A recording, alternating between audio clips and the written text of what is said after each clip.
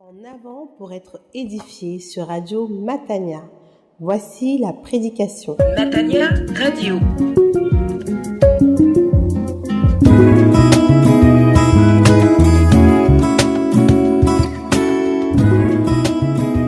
Auditeurs de Radio Matania, c'est le moment de la prédication et celle que j'introduis est une prédication du pasteur Claude Messidibazi, prédication qui a pour titre les caractéristiques du réveil.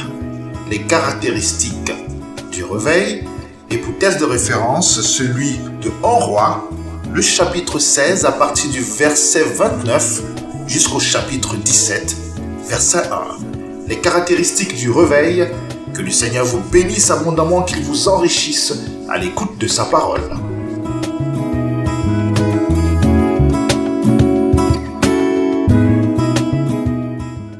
Chapitre 16,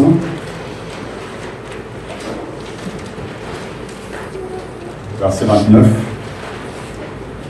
jusqu'au chapitre 17, verset 1.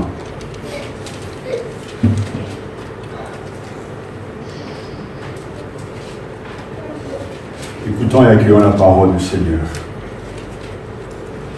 Achab, fils de Mri, devint roi sur Israël en la 38e année d'Asa, roi de Juda, et il régna 22 ans sur Israël à Samarie. Achab, fils de Mri, fit ce qui déplaît à Yahvé, et fut pire que tous ses dévanciers. La moindre chose fut qu'il imita les péchés des Jéroboam, fils de Nébat. Il prit pour femme Jézabel, fils d'Itobaal, roi des Sidoniens, et se mit à servir Baal et à se prosterner devant lui. Il lui dressa un autel dans le temple de Baal, qu'il construisit à Samarie. Achab installa aussi le pieu sacré et fit encore d'autres offenses, irritant Yahvé, Dieu d'Israël, plus que tous les rois d'Israël, ses prédécesseurs. De son temps, Yael de Bethel rebâtit Jéricho. Auprès de son premier-né, Abramil en était le fondement, et auprès de son dernier, né Ségub, il en posa les portes selon la parole que Yahvé avait dite par le ministère de Josué, fils de Nun. Élu de Tishbit, un des habitants de Galaad, dit à Achab, par Yahvé vivant, le Dieu d'Israël, que je sers, il n'y aura ces années-ci ni rosée, ni pluie, sauf à mon commandement. Amen. Amen. Je vous invite à la prière. Dieu notre Père, Seigneur de gloire, c'est un privilège et une grâce que tu nous donnes d'ouvrir ta parole et d'écouter ta parole. Nous te demandons l'aide, l'inspiration de ton Esprit Saint. Car sans lui, nul ne peut dire que Jésus est Seigneur. Car sans lui, nos discours sont vides de sens. Mais quand ton Esprit est là, l'Esprit qui vivifie, l'Esprit qui inspire, l'Esprit qui débouche nos oreilles spirituelles, l'Esprit qui nous donne la révélation de ta parole, l'intelligence de ce que tu as écrit, alors la vie de Dieu prend forme au milieu de nous. Seigneur, ce n'est que par cette parole que tu peux guérir ton peuple. Ce n'est que par cette parole, la parole que tu peux restaurer et vivifier ton peuple. Nous n'avons aucun autre moyen, pas de truc, pas de prestige, pas de discours, mais que ta parole. Comme tu l'as dit, il envoya sa parole et il fut guéri. Seigneur, ton peuple est malade de tant de maladies. Envoie une parole guérissante, non pas pour toucher nos corps, mais pour restaurer l'homme spirituel dedans nous, pour régénérer nos esprits à triompher, afin que la vie de Dieu coule au-dedans de nous et que l'Esprit Saint influence notre être intérieur. Père, je te rends grâce, car ma conviction est claire et nette. Cette parole ne retournera jamais à toi sans avoir exécuté ta volonté, ton dessein. Elle est une odeur de vie ou de mort, mais sa réussite est déjà tracée. Et je te rends toute la gloire de ce que cette parole, ce matin, tombe sur nous, au nom de Jésus-Christ. Amen. Amen. J'aimerais commencer ce matin un thème important, comme d'ailleurs tous les autres thèmes, et que par la grâce, selon la volonté de Dieu, nous verrons durant les semaines à venir. Ce thème, c'est le réveil. Nous avons besoin d'un puissant réveil, d'une manifestation de la puissance du Saint-Esprit. Le réveil est une nécessité de nos jours. Il suffit de regarder l'état de nos assemblées, des gens qui viennent de nos assemblées pour en éprouver un puissant besoin, une nécessité, une sainte obligation. Nous avons besoin d'une fraîche visitation de la puissance du Saint-Esprit. Jésus a dit, je suis venu jeter un feu sur la terre. Et qu'ai-je à désirer s'il est déjà allumé? Du chapitre 12. Et Jean-Baptiste, présentant le Christ, il dira, il vous baptisera du Saint-Esprit et de feu. L'année dernière, notre mot d'ordre a été tiré de Ésaïe. Et Ésaïe, justement, chapitre 63, verset 19, jusqu'au chapitre 64, verset 1, est une prière, la conclusion d'une longue prière, demandant à Dieu qu'il déchire les cieux et que le Seigneur lui-même soit au milieu de ton peuple. Ah, si tu déchirais les cieux et descendais devant ta face, les montagnes seraient ébranlées. Le jour de la Pentecôte, quand le Saint-Esprit est venu, sur les 120, comme je l'ai dit dimanche passé, les 120 tous étaient remplis du Saint-Esprit et se mettaient à louer le Seigneur, à parler d'autres langues, à célébrer la gloire du Seigneur. Pierre, qui jadis était lâche, est devenu un puissant héros, un prédicateur le jour de la Pentecôte. Et le message qu'il a prêché était très clair. Repentez-vous et convertissez-vous afin que vos péchés soient effacés et qu'ainsi le Seigneur fasse venir le temps du répit. Il enverra alors le Christ qui vous a été destiné, Jésus. Ce message était clair. Repentez-vous et convertissez-vous pour que vos péchés soient effacés. Pourquoi donc toutes ces paroles?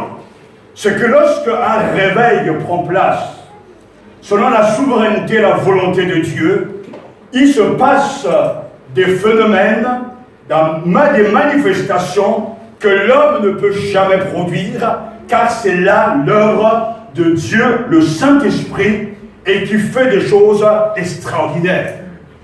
Je rends grâce à Dieu car je suis un petit-fils de réveil, je suis né dans un pays où il y a eu un réveil, donc j'ai vécu le réveil, j'ai vu des choses extraordinaires, j'ai été témoin aussi de la manifestation de la gloire de Dieu. Je me souviens avoir prêché à quelques années au Tchad, dans un petit village, et j'ai vu la gloire de Dieu descendre sur les gens qui étaient rassemblés par centaines et recevoir le don du Saint-Esprit, rejetant les fétiches, rejetant les gris-gris, pour accepter le Christ et le suivre. J'ai aussi, par sa grâce, en toute humilité, vu le ciel s'ouvrir. J'ai entendu la voix de Dieu de manière audible lorsqu'il m'appelait au ministère. Vous le savez même que ma naissance avait été prophétisée car je ne devais pas venir au monde. Donc je pourrais là énumérer toute une succession de manifestations de la gloire de Dieu. Je suis témoin, j'étais aussi parmi ceux qui, au début de ce pays, dans ce pays, en tout cas le juvénal à l'âge de 10 ans ici, ont vu donc les églises naître et ont vécu et grandi en Normandie, à Rouen. J'ai eu le privilège de rencontrer le dernier des patriarches, donc le pasteur Farina, qui a été donc le dernier à voir la manifestation de la gloire de Dieu, car Dieu va envoyer un évangéliste de l'Angleterre, Scott, et qui est arrivé dans les années 1900, et le Saint-Esprit a commencé à agir en Normandie, et les églises ont commencé à pousser comme des champignons, passant de 20 membres à 400, 700 membres, car le Saint-Esprit était présent. Je suis témoin aussi, j'ai travaillé pendant 1 an aux coulisses pour la préparation de l'évangélisation avec Billy Graham en France, la seule d'ailleurs, et j'ai vu des dizaines et des dizaines de gens à l'appel donc du prédicateur se tourner vers le Seigneur et donner leur vie. Le réveil apporte une vie surnaturelle. Le réveil apporte un dynamisme nouveau, car le Saint-Esprit vient pour apporter aux croyants la vie de Dieu. Lorsque le réveil est là, les croyants ne sont plus endormis, d'où le mot réveil. Vous ne trouverez jamais de définition, car en tant que tel, il n'y a pas possibilité de définir le réveil, quoique les caractéristiques des réveils, les réveils que ce soit au pays de Galles, aux États-Unis, d'autres réveils en Afrique, comme j'ai vécu aussi le réveil en Côte d'Ivoire avec le pasteur Glao, le premier pasteur donc des églises de réveil. Les réveils partout ont les mêmes caractéristiques. Et ce matin, on va en voir 3. Mais ce que je veux souligner, c'est que quand le réveil est là, tous dans cette assemblée, quand l'Esprit de Dieu est là, les enfants comme les adultes sont remplis de la vie divine. Parce qu'on ne parle pas ici des charismes, des visions des songes, des manifestations charismatiques, d'un pentecôtisme exagéré. Non, je parle d'une régénération par l'Esprit, de la vie de Dieu qui est communiquée dans le cœur, d'un cœur régénéré, circoncis par Dieu et habité par le Seigneur. Et à chaque fois que l'on étudie les réveils, on voit que le Seigneur visite son peuple. Et je dirais que si on veut avoir une définition du vrai réveil, il faudra écouter la prière du psalmiste qui demande à Dieu de renouveler son Église, de nous donner une vie nouvelle. C'est le psaume 86 où le psalmiste prie pour un renouveau afin qu'il y ait un temps de rafraîchissement. Ne nous donneras-tu pas la vie afin que le peuple se réjouisse en toi? Ne reviendras-tu pas nous vivifier, nous rendre à la vie, nous faire revivre, nous ressusciter, et ton peuple en toi se réjouira? Quelqu'un qui dort ne peut pas parler. Quelqu'un qui dort ne peut pas bouger. Quelqu'un qui est mort ne peut pas se mouvoir. Lorsque l'Esprit nous réveille, notre esprit, habité par l'Esprit de Dieu, chante les louanges du Seigneur, reçoit intérieurement la présence de Dieu et est en communion avec le Seigneur de gloire. Ceux qui ont vécu le réveil portent tous la même marque. Ils sont imprégnés d'une vie divine. Et cette vie, on ne peut pas la fabriquer. Satan peut copier beaucoup de choses. Satan peut faire même des miracles. Et croyez-moi, j'en ai vu des choses, mais il ne peut jamais donner la vie surnaturelle. Cette vie ne peut être donnée que par le Seigneur. Amen. Et si tu veux recevoir cette vie, il faut prier que Dieu te visite. Ne nous rendras-tu pas la vie afin que ton peuple se réjouisse en toi? Quand Dieu donne la vie, il devient notre foi. Amen. Quand Dieu donne la vie, il devient notre tout. Il suffit de lire les Actes des Apôtres pour se rendre compte que le peuple était joyeux. Le peuple était rempli de louanges. Le peuple était rempli d'adoration. Parce que c'est là la fabrique du Saint-Esprit. Quand l'Esprit descend, nous sommes différents habité par Dieu, habité du Seigneur lui-même. Il vit dans notre cœur par la foi et il transforme de l'intérieur de notre cœur pour que nous soyons des vrais adorateurs en esprit et en vérité. Je crois aujourd'hui que le temps est venu et nous ne cessons pas de prier vraiment devant Dieu pour que ce que nous avons vécu jadis, vous aussi vous l'expérimentez. Je crois et nous demandons au Seigneur une visitation puissante du Saint-Esprit. Parce que la situation dans laquelle nos églises se trouvent, et ça fait plusieurs années qu'on les observe ici comme ailleurs, ont besoin d'un renouveau qui n'est pas le fruit de l'imagination des actions des hommes, mais d'une puissante manifestation de la gloire du Saint-Esprit. Et nous sommes, je crois, prêts à cette visitation. Pourquoi? Parce que la première caractéristique d'un mouvement de l'esprit dans un réveil, c'est que chaque manifestation, chaque mouvement de l'esprit est toujours précédé d'un temps de profond déclin spirituel et de désespoir.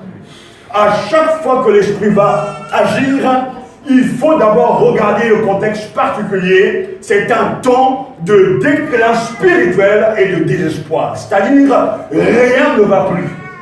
Tout est sombre. Le paganisme avance, mais Dieu n'a pas dit son dernier mot. Et dans le texte que nous venons de lire, parce qu'au chapitre 18 de 1 roi, nous voyons qu'il y a un réveil qui prend place, la gloire de Dieu se manifeste, le feu tombe du ciel. Et la manifestation de la gloire de Dieu est visible. Le peuple qui jadis servait des Baals, des faux dieux, revient vers Dieu et reconnaît que Yahvé est le seul véritable Dieu. Mais avant cette manifestation, il y a donc un contexte particulier, et c'est là l'élément qu'il nous faut d'abord souligner, une des caractéristiques d'un authentique mouvement de l'esprit dans un réveil, c'est qu'il est précédé d'un temps de profond déclin spirituel et de désespoir. Il est question au chapitre 16, verset 29, d'Achab et Jézabel. Ce roi est le pire de tous les rois. Non seulement il est mauvais, mais en plus, il a épousé une mauvaise femme, Jézabel. Et quand Jézabel est devenue donc l'épouse de Achab, les choses se sont empirées, parce que dans le contexte du texte biblique, il y a un schisme entre le nord et le sud, et Dieu pourtant veut réunir son peuple, mais le peuple ne veut pas écouter les prophètes, et Dieu va agir en trouvant bien sûr Élie. Mais avant de le trouver, nous voyons que Achab et Jézabel veulent imposer une religion nationale, et cette religion, c'est le baalisme. Le programme d'Achab et de Jézabel, c'est de faire que le yahvisme, c'est-à-dire l'adoration de Dieu, de l'Éternel, soit remplacé par le baalisme. C'est d'autres religions, et Achab avait donc des mauvaises intentions sous l'influence de sa femme. Jézabel est une princesse phénicienne qui épousa donc Achab suite à un arrangement politique entre Israël et la Phénicie. Et grâce à son statut de femme politique étrangère, elle avait la possibilité de garder ses dieux. Et parmi ces dieux se trouvaient donc Baal et d'autres divinités.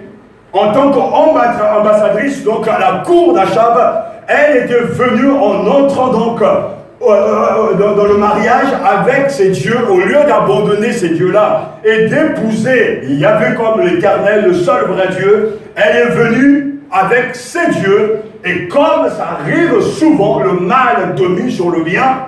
Jézabel a influencé Achab. Et Achab a donc décidé de nationaliser en quelque sorte le baalisme. Il y avait un seul obstacle de taille, c'est qu'il y avait un Élie. Mais Élie viendra par la suite. Et il est intéressant pour nous de comprendre justement de quoi il est question, car dans ce récit qui précède le réveil, il y a un affrontement. Cet affrontement est entre deux hommes. Bien sûr, il y a Achab, mais il y a aussi Élie. C'est un affrontement de deux fonctions. Il y a le roi et le prophète. Mais beaucoup plus profondément, c'est un affrontement entre deux religions. Donc, le culte au Seigneur et le culte de Baal. À Baal. De Baal et celle du Dieu plutôt. Et nous devons comprendre ces deux cultes parce que, croyez-moi, Baal n'est pas mort, il vit toujours aujourd'hui. Il faut comprendre, et je vous présente ces deux acteurs. À ma gauche, vous avez le champion du monde, Baal. Et à cette époque-là, tout allait mal. Et Baal était un dieu que l'on adorait parce que le peuple de Dieu, des agriculteurs avaient besoin de la fertilité, d'une bonne sémence pour produire de bons fruits. Et Baal était le dieu qui leur était nécessaire. Baal est celui justement qui était très populaire. Au Moyen-Orient, il s'agit donc d'une religion polythéiste, c'est-à-dire mélangée où les divinités masculines sont appelées Baal, c'est-à-dire les maîtres, les seigneurs. Et les divinités féminines sont appelées Astarté, Tès. Donc, c'est un culte païen de la fécondité. Il faut comprendre ce contexte parce qu'il est très important. Pourquoi est-il important? Parce que Baal symbolise le bien-être, la jouissance terrestre. Baal symbolise le donnant-donnant, le Dieu qui donne parce que je lui demande. Baal est le spécialiste de l'eau. J'ai besoin, en cultivant ma terre, d'avoir de l'eau pour faire pousser mes légumes, etc. Et Baal est le maître, le propriétaire de ces choses. Et quand on l'invoque, alors on obtient la fécondité de la terre. Même la nourriture est donnée par Baal. Et c'est ainsi que l'on comprendra beaucoup plus loin pourquoi justement Élie, homme de Dieu, lance ce défi aux faux prophètes. Maintenant, choisissez qui vous allez servir, soit c'est Baal, et que celui qui donnera l'eau, celui qui donnera le feu, soit c'est Yahvé. Ce défi est très important, parce que derrière ce défi se cachent deux religions, deux manières de croire ou ne pas croire, c'est-à-dire soit ce Dieu que nous croyons et que nous servons, soit c'est un Dieu fabriqué par l'imagination des hommes. Baal est la religion de la peur de manquer. On craint de manquer du nécessaire et donc d'avoir faim ou même de mourir, et Baal rassure par sa puissance. Baal est la religion du besoin également. On va vers Baal parce que l'on a besoin de manger pour vivre et que l'on croit que Baal peut combler ce besoin. Baal a ses esclaves. Et en tout cas, les esclaves de Baal, c'est ceux qui ont peur. Alors que Jésus dit, n'ayez pas peur, ne craignez rien. Cherchez d'abord le royaume de Dieu et sa justice, et tout le reste vous sera donné par-dessus. Mais Baal fait peur. Mais pour Élie, Yahvé est le seul véritable Dieu. Ainsi, avant la manifestation de la gloire de Dieu, avant la manifestation de la puissance de Dieu, Baal, la religion rentable, en tout cas, est devenue très populaire. Mais notre champion n'est pas encore entré en scène. Quelle curieuse religion. La recherche de la santé, de la prospérité. En fait, si on écoute Baal, on entendra que ton règne vienne, c'est-à-dire que mon règne à moi vienne. Parce que Baal est centré sur lui. Baal est centré sur ses propres plaisirs. Baal cherche sa propre gloire. Mais le Seigneur est tout à fait différent. Aujourd'hui, dans le monde entier, en Afrique, et surtout, même au milieu de nous, en France, parmi des églises issues donc de l'immigration, se trouve un évangile qu'on appelle l'évangile de la prospérité. Cet évangile cherche et proclame le bonheur terrestre. Cet évangile propose un bien-être terrestre. Cet évangile propose une foi qui obtient tout. Cet évangile met au même niveau la prédication de la croix d'un Christ crucifié au même rang que la prospérité matérielle et la bénédiction physique. En fait, nous sommes dans le baalisme total. Et de plus en plus, je le vois durant toutes ces années, de plus en plus de gens quittent les églises traditionnelles où la parole de Dieu est expliquée, décortiquée, pour s'engouffrer dans ces assemblées, et ils font le plein, où les gens repartent avec soi-disant des miracles, des manifestations, où leurs besoins sont comblés, alors que l'Évangile propose de prendre la croix, de suivre le Christ chaque jour et de mourir à soi-même. Cet Évangile est devenu très populaire, car il ressemble au véritable Évangile de Jésus-Christ, mais ce n'est pas l'Évangile selon Jésus-Christ. Il les ressemble parce qu'il y a des éléments bibliques dans cet Évangile. Il y a des appels à la foi, il y a des appels à croire, mais on peut user de la voix, élever la voix, appeler les uns les autres à croire. Mais la foi biblique est profondément basée sur sa parole de Dieu. Elle se fixe sur la personne de Jésus-Christ et s'approprie le Christ et toutes ses bénédictions. Il faut une grâce de Dieu pour arriver à dissocier le vrai évangile du faux. Car au fond des cœurs, et pourquoi cet évangile est très populaire dans les milieux des blacks, des noirs, en Afrique, en Amérique du Nord, etc. C'est qu'il y a déjà un contexte de souffrance. Il y a des malheurs. Il y a ces croyances. Et cet évangile vient proposer une solution, soi-disant divine, de régler tes problèmes. Face à la pauvreté, Jésus te dit, tu ne dois pas être pauvre, par ses marteaux nous sommes guéris. Face à la maladie, car Jésus lui-même donne la vie abondante, etc., etc., etc. Mais le Christ, si vous lisez les évangiles, ne propose jamais ce genre de message.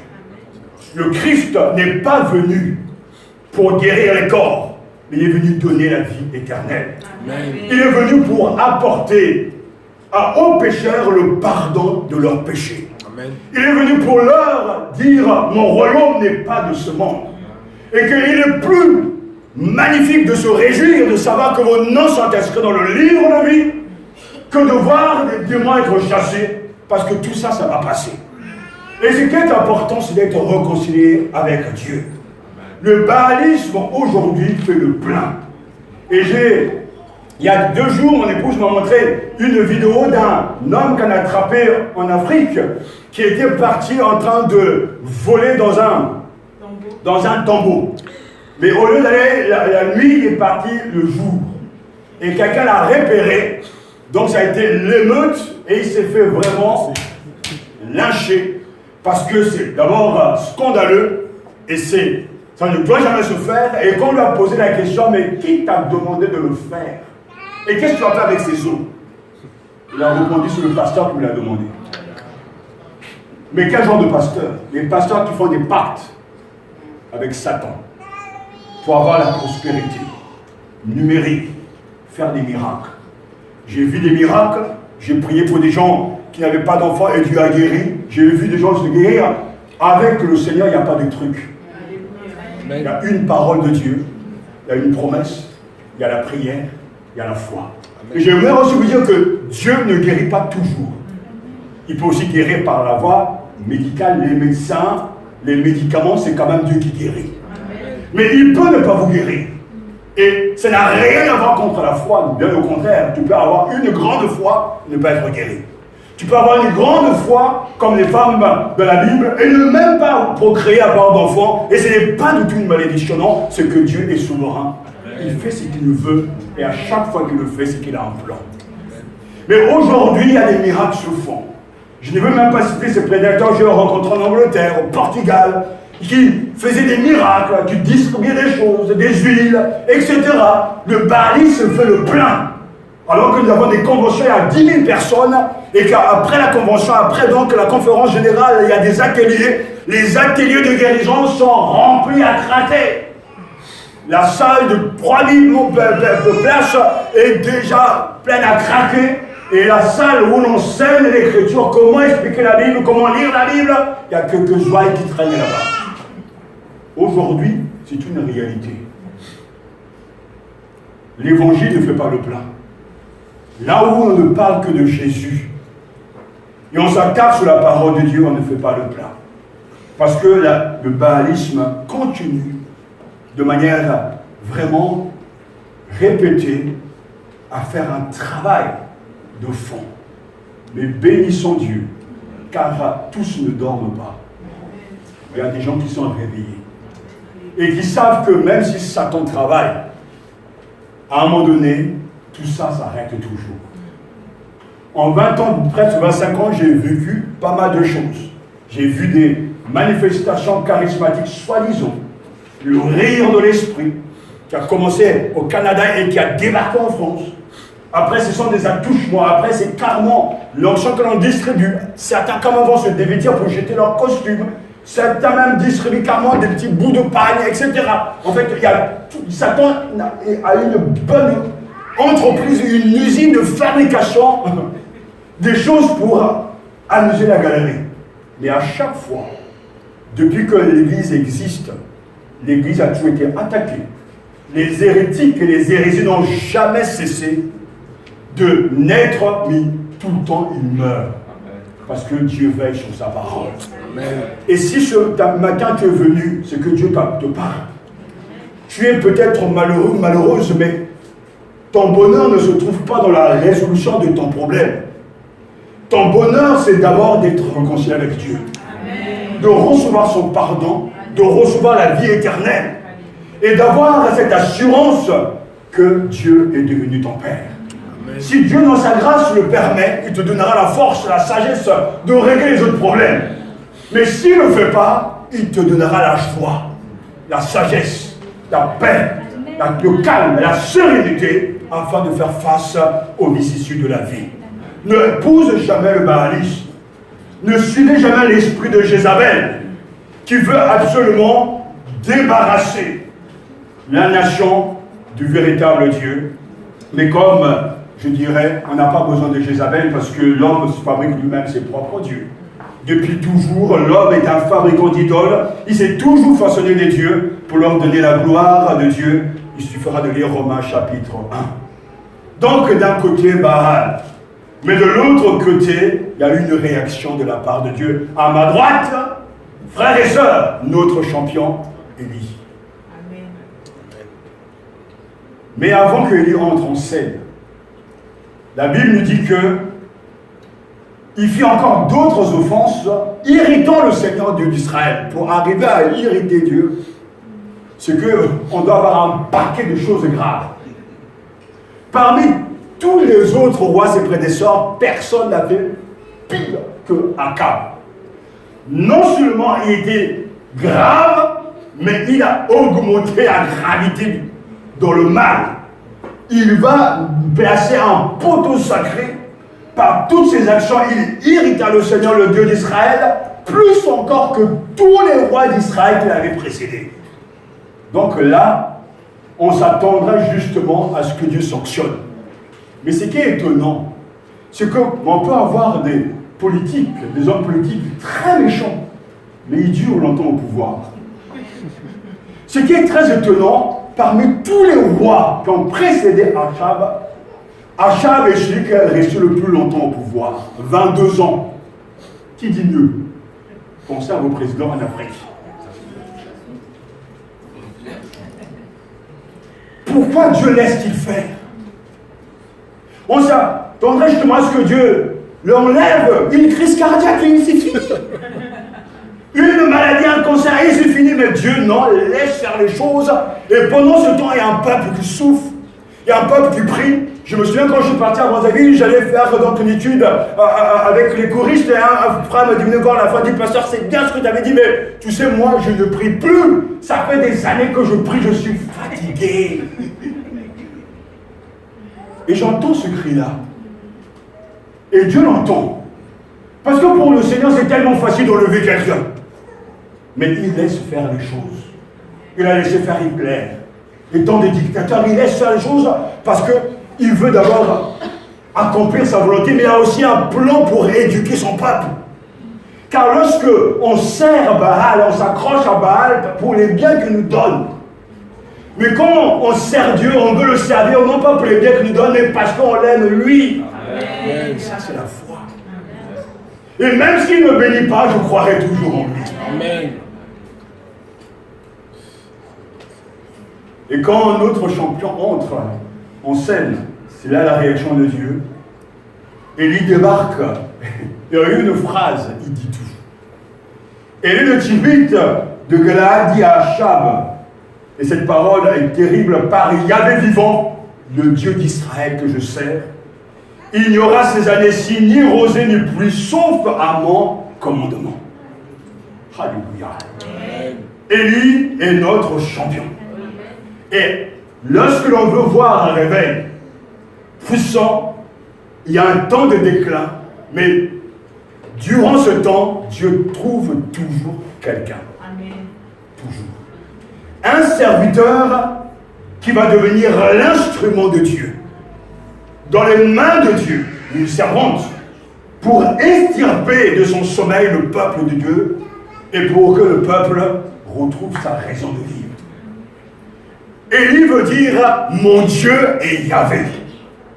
Face à Baal, son nom est tout un programme, Yahvé est mon Dieu. Et lui-même a déjà fait son choix, le choix de servir l'Éternel, le Dieu vivant et vrai. Et c'est en son nom qu'il parle. Par Yahvé, il parle et agit au nom de l'Éternel. Mais arrêtons-nous sur le fait que son nom, son identité, nous amène à fixer notre attention sur le nom de Yahvé. L'Éternel est mon Dieu. Et ce nom est magnifique. Parce que ce nom est tellement chargé de sens. Je suis celui qui vit éternellement, le vivant. C'est-à-dire, je suis l'existant. C'est-à-dire, je suis celui en qui toute la puissance de l'être est mise à votre service. Je suis celui sur lequel on peut compter. Je suis là avec vous, pour vous. Vous pouvez compter sur moi. Vous pouvez vous appuyer sur moi. Vous ne serez pas déçus. Mettez votre foi en moi, car je suis celui qui suis. Je suis la cause de ce qui est. Et ayant vu votre misère, j'ai pris compassion. Avant d'envoyer Moïse demande, mais quel est son nom? Et Dieu lui révèle son identité. Et c'est à travers ce nom que vous m'invoquerez et que vous me servirez. Ainsi, Élie débarque sur la scène et proclame Yahvé, l'Éternel, le transcendant, l'existant est mon Dieu.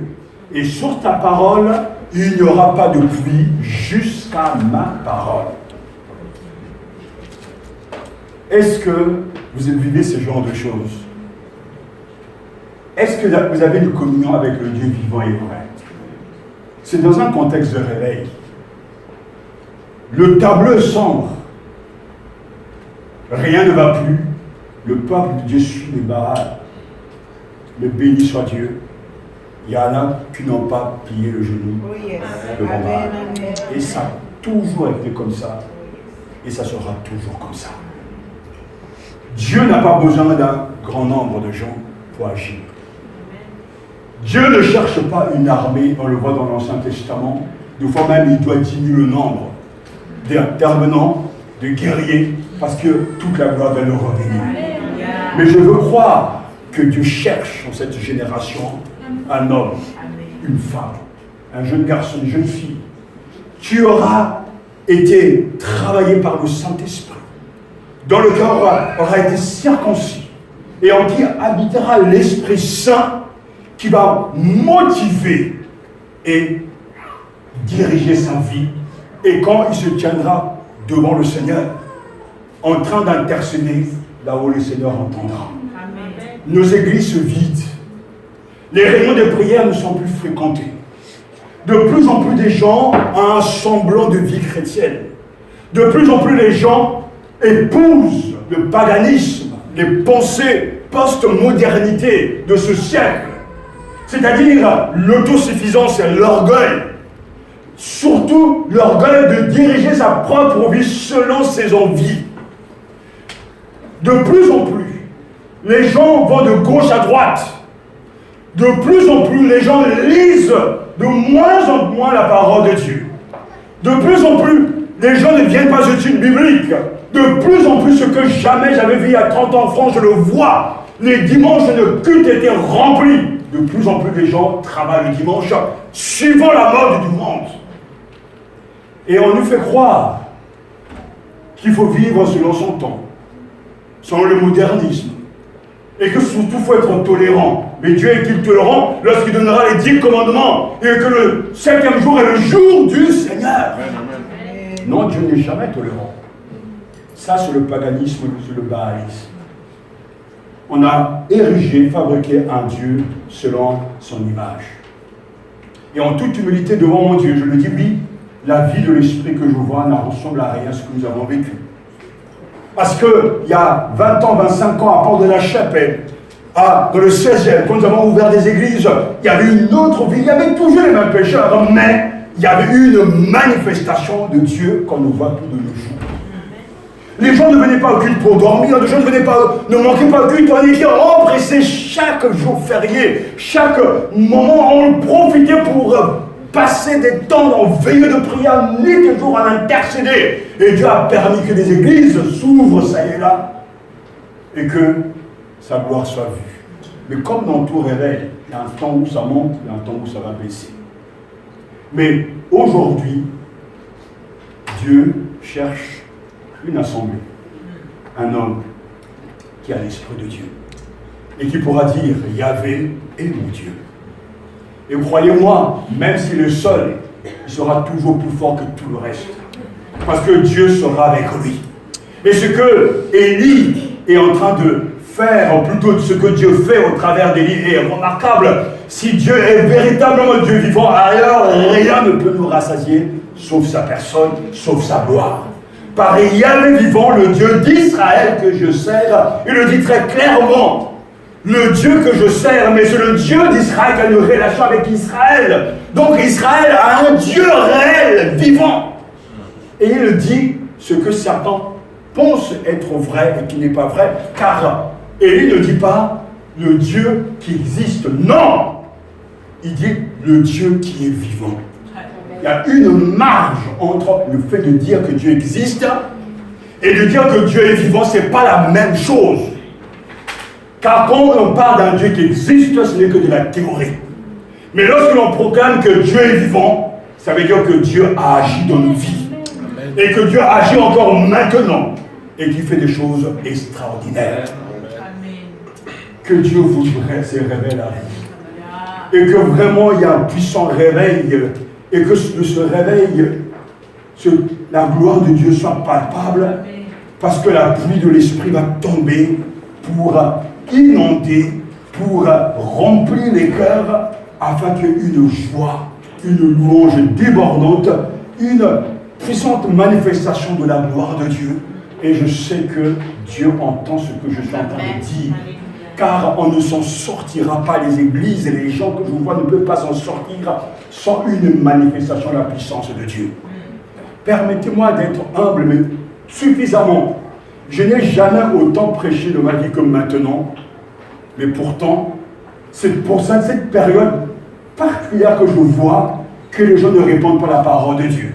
Jadis, dans nos églises, il y a 25 ans, 30 ans, on avait une petite courte étude biblique, sans exégèse même poussée, mais les gens avalaient la parole de Dieu, achetaient des CD, plutôt des cassettes, et les réécoutaient. Aujourd'hui, nous avons une technologie avancée.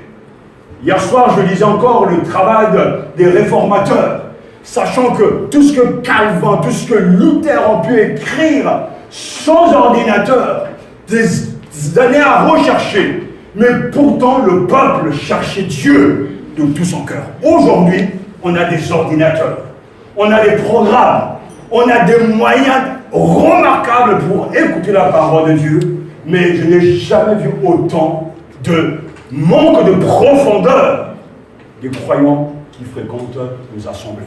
Vous savez pourquoi? C'est que la parole ne pénètre pas les cœurs. la parole ne fait que glisser. Et c'est pour ça qu'à chaque fois, je monte vers Dieu, dis Seigneur, envoie vraiment un puissant réveil. Comme jadis, comme je l'ai vu même à Brazzaville, même les gens, les illettrés pouvaient prendre la parole à la lettre. Il y avait un respect de la parole de Dieu, de l'autorité de Dieu et du respect des serviteurs même de Dieu. Je crois que le réveil viendra. Parce que je sais que plusieurs hommes de Dieu, plusieurs serviteurs de Dieu l'ont prophétisé, l'ont annoncé. Et qu'il nous faut absolument, même dans ces temps sombres, de découragement, garder l'arme la plus puissante dans les mains et l'utiliser, c'est-à-dire la parole de Dieu. Chaque réveil a eu toujours un précédent, un déclin. Et à chaque fois, Dieu a utilisé quelqu'un. Et ce moyen par excellence, le seul qu'il a utilisé, a toujours été la proclamation de la parole de Dieu. À chaque fois que Élie va agir, il ne agit jamais selon son propre désir, mais tout le temps, la parole de Yahvé lui fit adresser en ces termes, chapitre 17, verset 2, chapitre 17, verset 8. Alors la parole de Yahvé lui fut adressée en ces termes. Et quand il agit, il n'agit jamais selon lui-même, mais toujours, c'est la parole de Dieu. Et cette parole, elle est puissante. Elle est surprenante parce qu'il est au service non pas d'un dogme, d'un mouvement, mais le prophète est au service de Dieu et de sa parole. Il sait que tout existe et ne prend forme que grâce à la parole. Et si ce matin, vous pouvez vivre cette expérience que j'ai vécue il y a quelques années dans cette église et que Dieu parle simplement à votre esprit, la vie va être là. C'est-à-dire qu'à chaque fois que Dieu se manifeste, il utilise toujours la parole de Dieu. Il ne parle pas par des visions de songes ou des manifestations. Ce sont des moyens secondaires, mais toujours la parole de Dieu. Et quand nous sommes au service de la parole de Dieu, nous sommes avec Dieu et nous sommes sur la voie de Dieu, car à la fin, nous moissonnerons toujours. Amen. Élie révèle l'origine de la parole, Dieu lui-même. Et il parle en son nom, il prophétise en son nom, il annonce même un châtiment, il n'y aura pas de pluie, sauf à ma parole. En fait, il défie Baal. Baal, tu es le Dieu de la pluie. Je te défie maintenant. Je t'attends. Montre-toi. Et on le verra prochainement que lorsqu'ils arrivent au mont Caramel, il y a réellement de la rigolade. Parce que les faux prophètes vont faire tout un tas de cinéma et rien ne va se passer, rien ne va se manifester, car il n'y a qu'un seul Dieu qui est assis sur le trône, c'est notre souverain maître, qui est le Dieu de la pluie.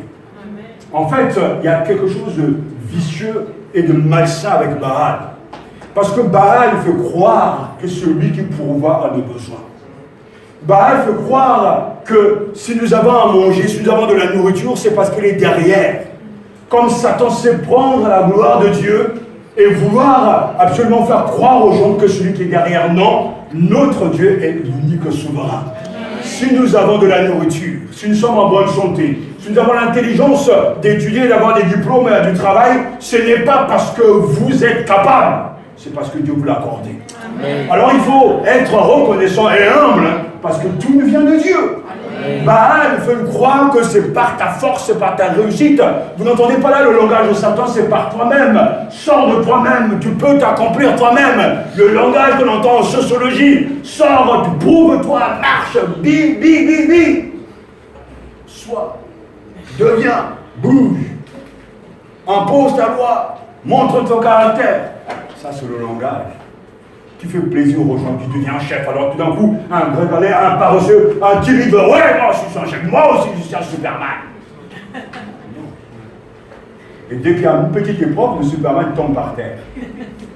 Mais on lui fait croire qu'avec nos propres forces, on peut devenir quelqu'un d'important. Non, tout nous vient de Dieu. Amen. La réussite est un don de Dieu. Amen. La richesse aussi est un don de Dieu. Et la fertilité, la fécondité, la croissance, une belle moisson, ce sont des dons de Dieu. Et à chaque fois, c'est par la parole. Au commencement, Dieu dit, et les choses ont pris place. Et Élie a compris que ce n'est que par la parole de Dieu qu'il peut réussir. C'est une parole efficace qui opère ce qu'elle dit. Je connais aussi mes découragements. En tant que prédicateur, on a envie d'emporter les gens. Et un frère me disait, tu sais, pasteur, j'ai compris qu'après, j'ai compris que tu voulais nous amener à un certain niveau pour que nous puissions vivre avec Dieu là. Mais comme je n'y arrivais pas, je t'en ai voulu. Parce que j'entends, je veux croire, mais je n'arrive pas. Et automatiquement, quand on n'arrive pas, c'est comme lorsqu'on fait une course et que l'autre court plus vite que toi, au lieu que tu accélères, tu commences à imaginer pas mal de moyens pour l'arrêter. Vous comprenez ce que je veux dire, quoi? S'il pouvait tomber, s'il y avait un camion sur la route, etc. En fait, c'est très malsain. Mais les humains sont comme ça. Alors on te dit, voilà, mais comment il a fait pour devenir fort? On dit, mais peut-être que je vais aller voir après la course pour avoir des conseils, comment accélérer, etc. Non. Et on imagine tout un tas de choses. Et dans la vie chrétienne, il y a des gens qui essaient de avancer, mais disent, oui, mais le frère, le pasteur nous parle des choses extraordinaires, des manifestations de la gloire de Dieu, de la présence du Seigneur, de la louange en esprit à tel endroit. Mais pourquoi est-ce que moi je ne vis pas ces choses? Mais je veux aussi dire ces choses. Et tu es là, tu commences à chercher et tu n'arrives pas. Mais en réalité, tu t'es plus en grâce. Mais en même temps, il est question d'ouvrir son cœur à Dieu. Parce que pour que Dieu utilise Élie a été disponible. Et Dieu a l'utilisé.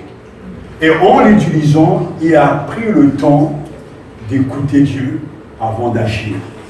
Car il y a un signal très fort. Il n'y aura pas de pluie sauf à ma parole. Dieu parle aujourd'hui. La manière que tu es en train d'écouter ce que Dieu est en train de te dire, ça va montrer ce qui va se passer demain et toute la semaine. Si ton attitude est un profond respect, une appropriation de ces vérités, Dieu te bénira. Car il ne faut jamais douter. Et j'ai constamment répété cette chose en moi. La sémence, c'est la parole de Dieu. Lorsqu'elle tombe en terre, elle ne pousse pas tout de suite. Des fois, et l'âme, le noir dans la nuit, mais tôt ou tard, cette sémence, elle est vivante. Elle va pousser. Je ne sais pas si je dois encore attendre 10 ans pour des fruits selon l'esprit. Mais nous sommes convaincus que ces fruits viendront. Dieu a promis qu'il y aura une belle moisson qui viendra de Matania. Donc nous sommes dans l'attente. Entre-temps, les choses, les gens bougent, ça va dans tous les sens. On regarde des fois les chaises vides, on voit les gens, des visages qui aujourd'hui sont fidèles, demain ils ne sont pas là. On se dit, mais waouh, avec tous ces messages, comment font-ils? Mais Dieu dit, continue toujours. Continue toujours. Continue à frapper. Car ma parole est comme un marteau qui brise le roc. Tu tapes. Ça ne bouge pas. Ça ne se cache pas. Et puis à un moment donné, ça va s'écrouler. Parce qu'à la fin, ça s'écroula automatiquement. La seule chose que Dieu nous dit de faire, c'est de rester fidèle à la prédication. Amen. Quelqu'un me dit, oui, mais oui, c'est bien la prédication, oui, c'est etc. Mais moi, je veux parole de Dieu, je veux du fast-food, du rapide. Mais si tu veux être petit,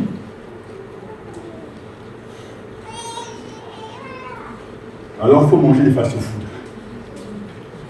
Mais si tu veux grandir, devenir un homme équilibré, il faut sonder les Écritures. Personne ne peut grandir sans la parole de Dieu. Personne ne peut devenir un gérant dans la foi sans passer du temps avec Dieu et sa parole. Cette parole est comme un feu qui brûle tout ce qui est sale. Comme une épée à double tranchant. Et c'est ainsi que l'on verra qu'Élie va réussir parce que la parole de Dieu va s'accomplir. Il y a donc 3 caractéristiques, frères et sœurs. C'est le temps de déclin. Et j'aimerais que vous ne puissiez pas dire que tout va bien. Non. L'Église, ce n'est pas ça. L'Église, ce n'est pas ce que nous vivons. Ce n'est pas parce qu'il y a un semblant de vivant, un semblant de témoignage, Ce n'est pas parce qu'il y a quelques conversions que tout va bien, non. Parce qu'au temps, justement, de Élie, d'Israël, il y avait des choses remarquables, mais ce n'était pas l'apogée, la manifestation de la gloire de Dieu. Pour voir ce qui marche, regardez le jour de la Pentecôte, ce qui s'est passé dans la chambre haute. Et ça, c'est l'Église sur le cœur de Dieu. Et quand nous voyons cette Église vivre, respirer, transpirer, manifester la gloire de Dieu, on dit voilà l'Église que nous voulons copier et que nous voulons suivre. Il y a des gens qui vont dire oh, tout va bien dans ma vie. Parce qu'ils se contentent du fait qu'ils viennent chaque dimanche au culte, lisent un peu de temps en temps la Bible, mais je vais vous montrer d'autres caractéristiques parce que celui qui est né de l'esprit et qui est réveillé influence l'assemblée, apporte une vie spirituelle dans l'assemblée. Quand je viens au culte, il m'est arrivé, des fois je peux être fatigué, chargé, mais je me dis voilà, les frères et sœurs vont me réveiller en esprit. Des fois j'attends, je ne reçois rien. Je ne vous parle pas physiquement de mon esprit, j'attends, je ne reçois rien. Parce qu'ils attendent que c'est nous qui les réveillons alors que nous sommes aussi fatigués. Mais quand l'Esprit de Dieu est sur toi, il y a un Élie qui va se lever, il va prier, il va louer à ça être rempli de l'Esprit. Parce qu'il apporte la présence de Dieu. Parce qu'il est réveillé. Ne dis pas que tout va bien parce que tu donnes ta dîme, tes offrandes et que tu es tranquille. Non. Quand le réveil est là, tout ce que tu as ne t'appartient pas. Et que tout appartient à Dieu. Parce que on parlera du réveil au Rwanda, mais quand ce réveil est venu, tout appartient à Dieu. Pourtant, les gens étaient pauvres, mais ils donnaient au Seigneur parce qu'ils avaient compris qu'il n'y a qu'un seul Seigneur, c'est Jésus-Christ. Quand le réveil sera là, on n'aura pas besoin de faire beaucoup d'évangélisation. Je parlais tout à l'heure du Rwanda de Normandie. Le pasteur Nicole, qui prêchait en tout cas, venait avec 20 personnes à la salle, mais quand le baptême de l'Esprit Saint est tombé, est venu sur lui. Le soir, ils avaient un auditoire de 700 membres. Et je me souviens, quand j'étais à Rouen, on avait 4, pratiquement 5 cultes en semaine, mais c'était toujours plein. Aujourd'hui, on a à peine 2 cultes en semaine et encore, tous les 15 jours. C'est dur. C'est pour ça qu'on a besoin d'un réveil. C'est pour ça que Dieu cherche un homme. C'est notre trouve-moi. Prends-moi, sers-toi de moi et mets en moi ta parole. J'aimerais tellement que nous prions et que nous entendons la parole de Dieu et nous serrons cette parole dans notre cœur, car Matania a besoin d'un puissant réveil. Une manifestation de la gloire de Dieu, l'Éternel devant que je me tiens ainsi est vivant. Il n'y aura en cette année plus de pluie jusqu'à ma parole. Et la pluie est venue. Et après, j'aimerais que nous puissions prier. Un des mensonges que Satan, que Dieu a révélé, c'est que beaucoup de gens, ces derniers temps, je vous dis qu'il y a des anciens même qui pensent qu'ils ont le baptême de l'Esprit Saint.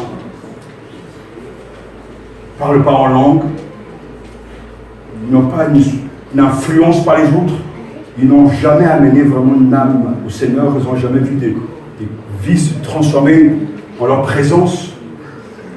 Ils n'ont jamais été un sujet d'encouragement pour les autres, ils sont tous esclaves des mauvaises habitudes.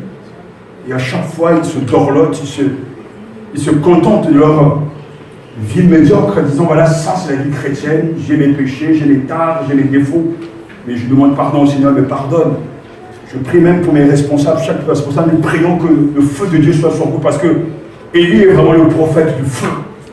Et quand le feu de Dieu est là, ça influence toute l'assemblée.